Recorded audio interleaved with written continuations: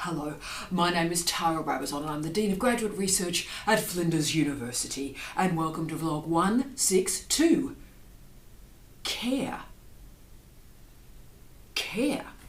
This request came from a student who wishes to remain anonymous, and she asked me to produce a vlog on this topic, care, and she was sitting right there a couple of weeks ago and said, no one cares about PhD students. No one cares. Quite a provocative statement, and one that I said I would try and address in some form. And quite fortunately, a wonderful piece of literature, a wonderful scholarly monograph has emerged that provides a model and a method to move us beyond what's happening in higher education at the moment. Because I know as a PhD student, you feel like you're at the bottom of the pecking order. So everything bad in the culture sort of permeates down to you guys.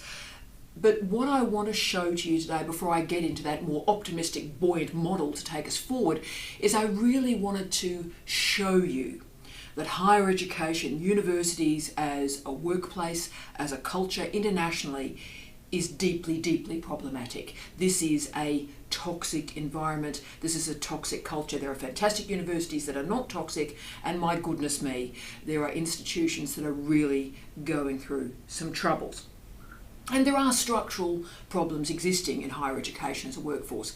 We have teachers without teaching qualifications. So what precisely they think they're doing when they're configuring curriculum, I'm fascinated. So we've got teachers without teaching qualifications. Much of the international research culture, particularly in terms of evaluation and assessment, is based on short-termism. So where this article goes and its citation, so short-termism. And as to management and leadership, well, I've worked for people that are so brutalizing and cruel that colleagues have suicided under their leadership. I've seen things in higher education in the last 25 years that would make Marlon Brando's character in Apocalypse Now scream like an infant. So I know that you, as a PhD student, you feel neglected, you do, and you feel like no one cares. And universities are, and you know I don't pull any punches in these vlogs, and today, my goodness me, this is one of the hardest ones I'll ever deliver, but I'm not pulling punches today. This is a brutalizing environment, and a lot of our universities are filled with selfish, self-absorbed, ego-driven people. And remember, I've worked in 9 universities in 4 countries. 9 universities in 4 countries. And can I say, I'm being absolutely brutally honest here, Flinders University, this university, is the best university I've ever worked at by a wide margin. And my current boss, my current line manager, the Deputy Vice-Chancellor Research, Rob Saint, and I'm naming him because he is simply the best boss I've ever had and the best person I've ever worked for. And because I've worked in all these environments around the world, I have the privilege of recognising how great he is and how much I enjoy this job in real time, because I've seen the other side. I've spent probably 20 years of my career one day away from needing to get another job. Okay? So perhaps unlike a lot of other senior academics that you may meet and may advise you, I probably understand the volatility, the anger, the confusion, the brutality that you're going through, perhaps more than other colleagues. I haven't sat in a posh, well-funded university for 25 years. I haven't sat back and everything's going fine and then sort of thinking, I wonder why PhD students are complaining. That has not been my lived experience of this workforce. I have worked in the best universities in the world. I have worked in the worst universities in the world. I've worked for the best intellects in the world, and I have worked for people that I would not trust to go to the toilet unaided. I've also seen staff in higher education willfully hurt people. They have power and they use it badly for no other reason than simply they can. I've also seen academics ruthlessly exploit the labour of others to improve their own CV and career. And let me therefore tell you one story that will capture for you how truly horrific the horror that exists in the contemporary workplace right now in universities. So let me tell you about one of my former jobs, and I've had many. One of my former jobs, I was a professor, a senior manager, and my late husband, Professor Steve Redhead, also a professor, also a senior manager. So empowered academics. So the furthest point away from, you would think, a PhD student. Not necessarily the case. So Steve agreed to the completion of a new degree, that he would write a new degree and take it through validation in 6 months. Now that is an impossible task, but this was all put in writing, all agreed, and if he managed to get that impossible degree through in 6 months, then his contract would be renewed. So Steve Redhead, because he was a magnificent teacher, magnificent researcher, and he has international profile and gravitas, got that degree through in 6 months, working 100+ hour weeks. And then the Vice-Chancellor pulled out of the agreement. Not his lackeys, not his bunnies, the Vice-Chancellor of a university pulled out of that agreement. Now, I only saw Steve, good northern man that he was, cry 3 times in our 16 years of marriage. The first time was when his father died.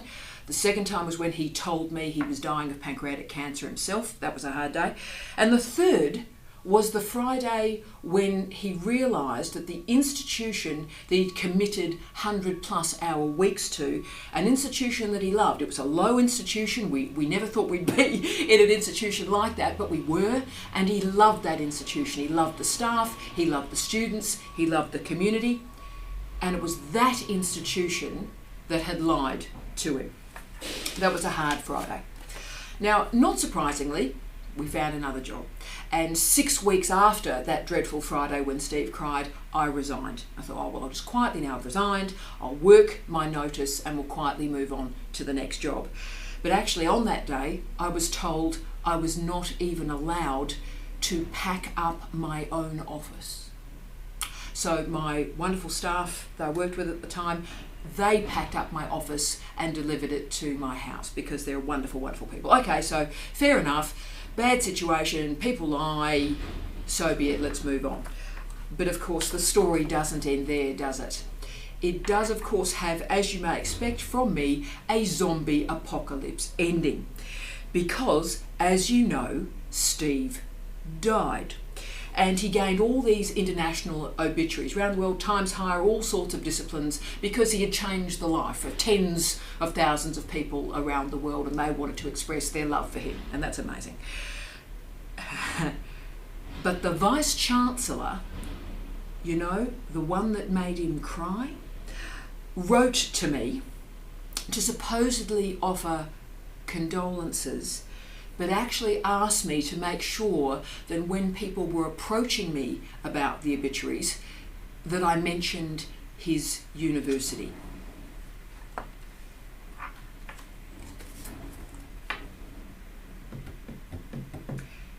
I'm not joking. Wow. So it gets worse if that's possible, and yes it is. Well, a few weeks ago I had the unbelievable privilege and shock of receiving an Order of Australia medal, and that's lovely, terrific. I'm so grateful, I'm stunned, and it feels a privilege really to work in this country. And this Vice-Chancellor wrote to me again and promoted my Order of Australia on his institutional website. Now, when I received this letter from this gentleman, I was so repulsed that I actually had to run out of the Office of Graduate Research, where I'm recording today, and I had to run to the toilet because I was physically sick. I was that repulsed at what he had done.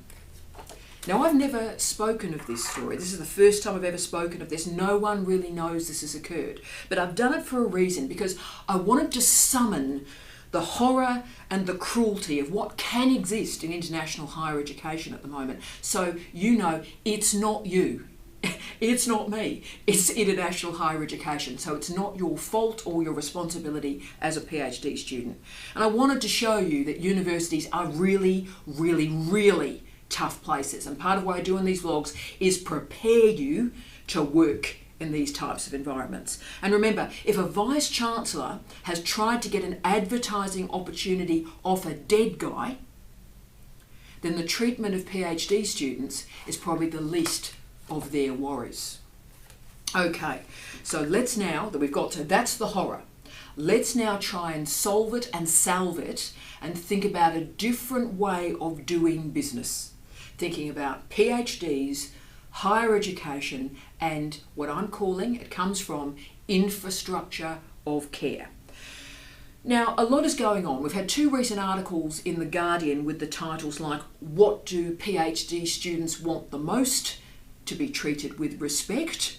That's a title. And "They call my university a PhD factory. I now understand why." Okay. And there's also been this very odd genre or oeuvre of writing emerging in the last 5 years called quit lit. Quit lit, where people leave a PhD program or resign from their job and proceed to write a blog or piece of journalism about it. So Oliver Lee, I think, has that great example in the publication Vox, where the title was, "I have one of the best jobs in academia, here's why I'm walking away." End of quote. Now, these quit lit articles appear sort of a bit high school to me, a bit sort of 13-year-old girl. I know you said I'm ugly, but really you're uglier than I am. It's all a bit sort of high school girls, really. You know, people weren't nice to me. I wasn't free. I wasn't autonomous, and, you know, teaching was really, really hard, and those students didn't read, and my research is not being supported like it should be. And look, all of that might be true, but it's a job. This is a workplace, and as a workplace, it's much more pleasant than most. As I always say, try tiling a roof in an Australian summer. Tiling a roof is a pretty tough job. Working in a bank, most days you're getting abused. So look, work is hard. That's why we're paid for it. It's work. Work is hard, but also recognise what's occurring now. We've got casual, contract, adjunct positions, 0-hour contracts. So if you don't want that job, there are 150,000 people somewhere on this planet that do want your job. So it is very competitive. If you don't want to do that job, thousands of other people do. But there is no doubt that the doctoral space is increasingly tough, and a lot is going wrong internationally, and a lot of these problems are hidden or individualised. It's a lot easier to blame a student or blame a supervisor than to think about the infrastructure. But today we're going to think about the infrastructure.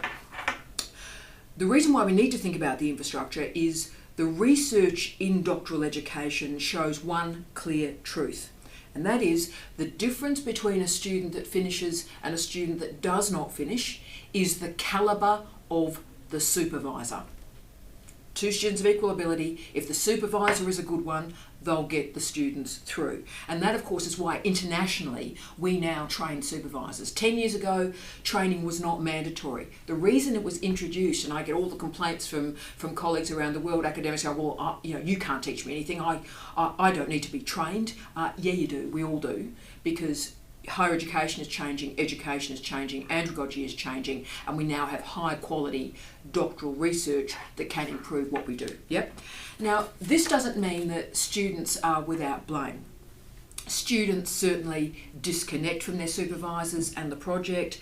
They behave aggressively, rudely, or badly. They waste supervisory time. They don't read, they don't write, they have a very nice time. And students can be all of those things.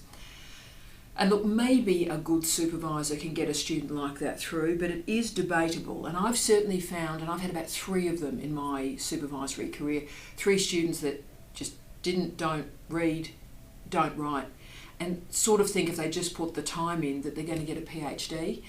And I work harder on their PhD than they do. And they are the hardest students of all, to be honest with you. And if you do recognise something in yourself in that image I've just constructed there, think about it from a supervisor's perspective. We're desperate to get you through, but we can't do it for you. We can't. But instead of this name calling and blaming and shaming of both sides, let's try and do something different and configure a mode of care and caring. And I have a great guide to do this, and I really wanted to big up this book if I can. A new book has just been published by Palgrave in 2019, this year, by Yusuf Wahid, Waghid, famous, wonderful professor of education from Stellenbosch University in Cape Town. I followed his entire career. He is a remarkable researcher. I think he holds 3 PhDs himself, I think. But he's a remarkable writer and produces these fascinating books on the philosophy of education. So I really recommend him to you. So the book is titled Towards a Philosophy of Care in Higher Education, Pedagogy and Nuances of Care. What a book. Towards a Philosophy of Caring in Higher Education. Wow. Now, this is the best book I've read in 2019. I read a great deal. This book is a ripper. And he argues that we must stop focusing on individual care. We need to develop a care infrastructure. How brilliant is that? Care infrastructure. He argues that higher education must be strongly contextualised these days. We have to recognise how our universities are part of local histories, local cultures, local communities, but they are also part of a wider global frame. They must be both. They must be responsive to their environment, their local environment, but then they must also be able to move internationally. Wow. So what is this caring infrastructure? What a great phrase. This is not about individuals deciding whether or not they're going to care or not. So I care about you, I care for you.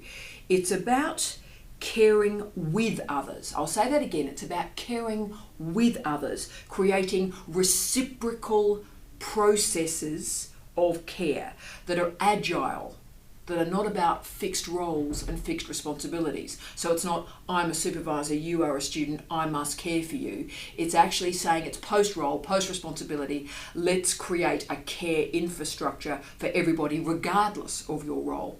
If I put this in a different way, I always say, if you breathe, you have rights.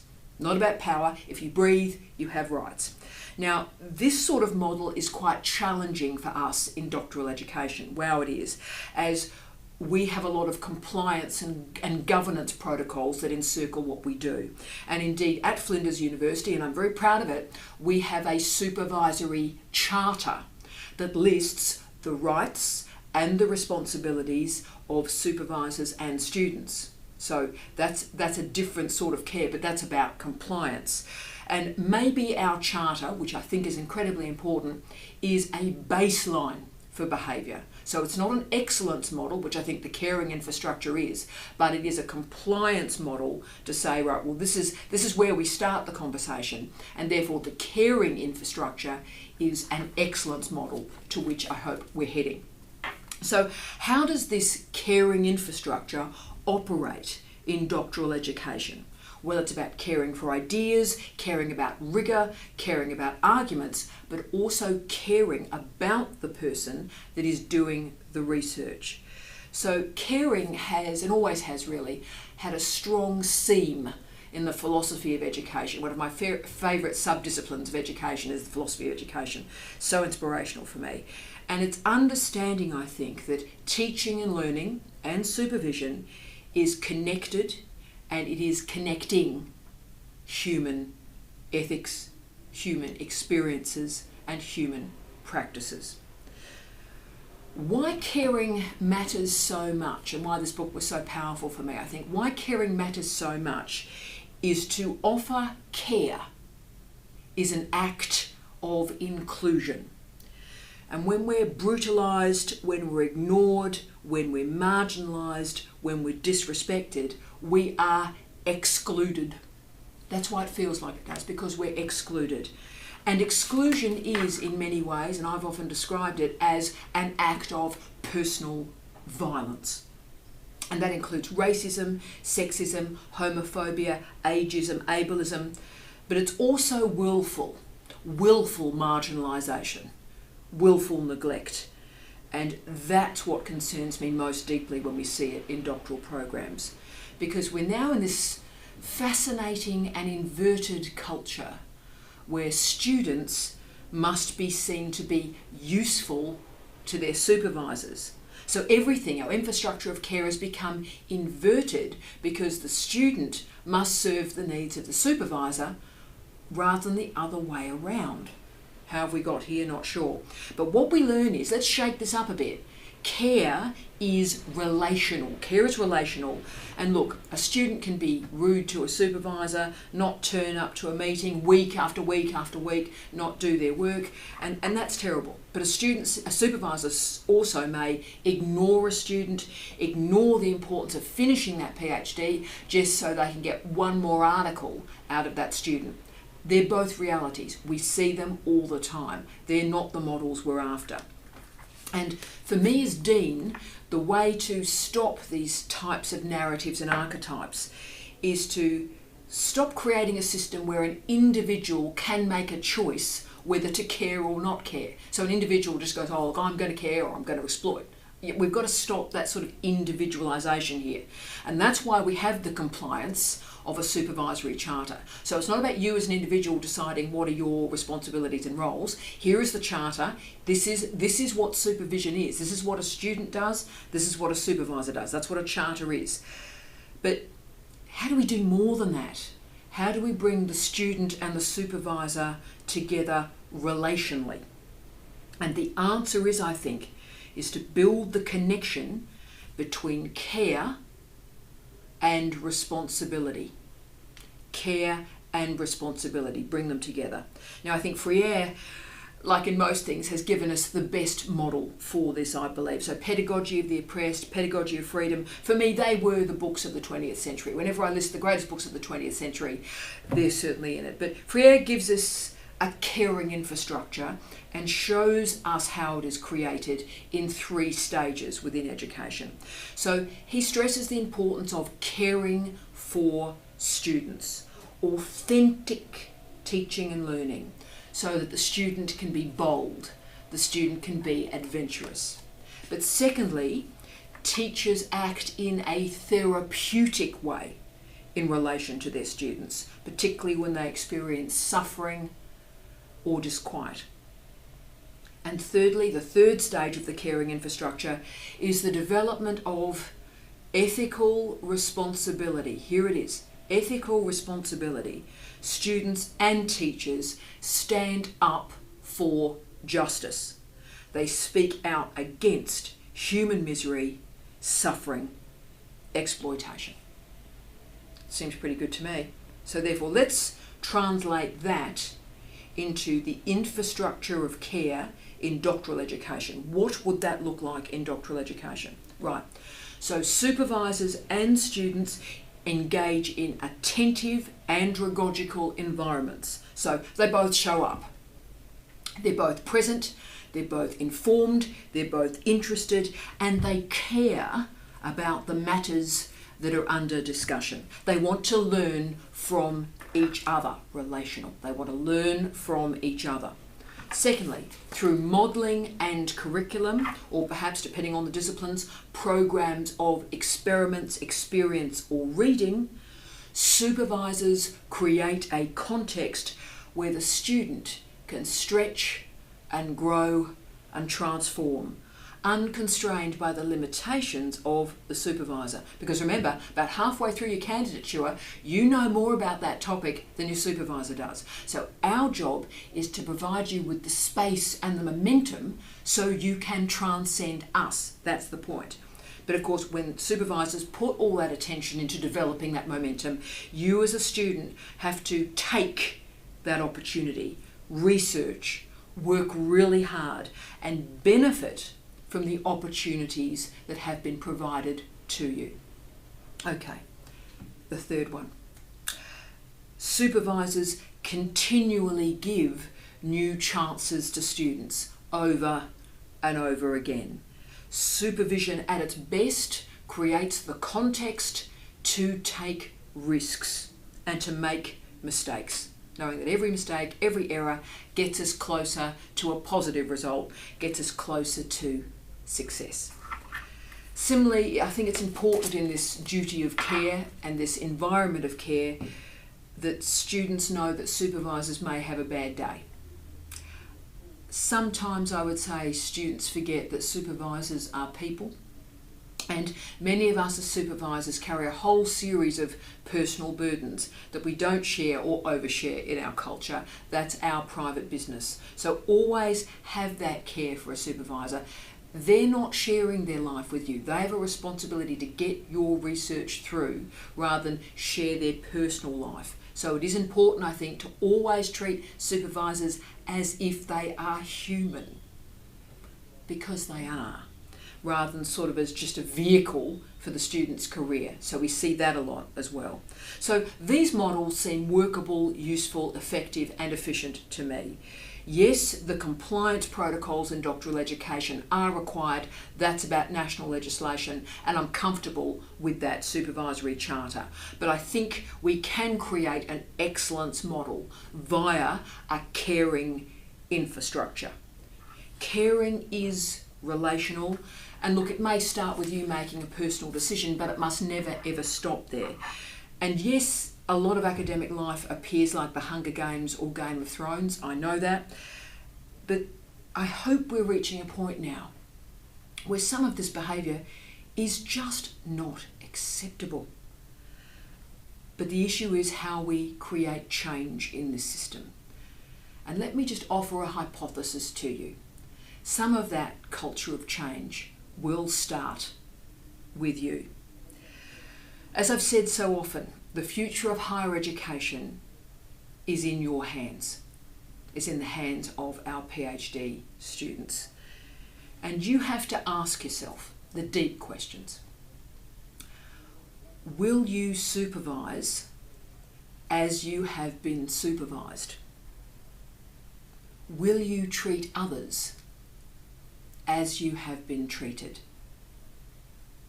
Now, if you answered no, like, oh, no, obviously not, of course not, to those questions, that's fine. Good on you. But the next question is even more important, isn't it? What are you going to do to make those changes? What are you going to do?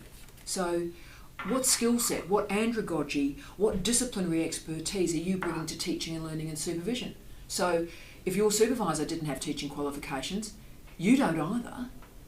So how are you going to improve teaching and learning if you don't actually know what you're doing either? Okay, so what are you going to do to make that change? To know how to supervise differently, to know how to create those effective teaching and learning pathways, educational design pathways, and also, most importantly, how to teach a diversity of students without applying the deficit model of teaching and learning if a student is not like you. So if a student is not like you, they're not going to learn like you. So what's the suite of teaching and learning options you have available to work with all that diversity of student needs, experience and expertise? It's very, very easy to say, no one cares. Very easy to say, no one cares. No one cares. It's much harder to look in the mirror and start with yourself and show that you do care. And it's meaningful caring. It's not about an individual making a decision. It's about improving the lives of students, of citizens, and improving society. Now, care is often seen to be a soft word, soft politics, bit feminine, bit girly. You might have seen the word care when you saw the title of the vlog and went, oh, and I sort of understand, I go, care. Yeah, care.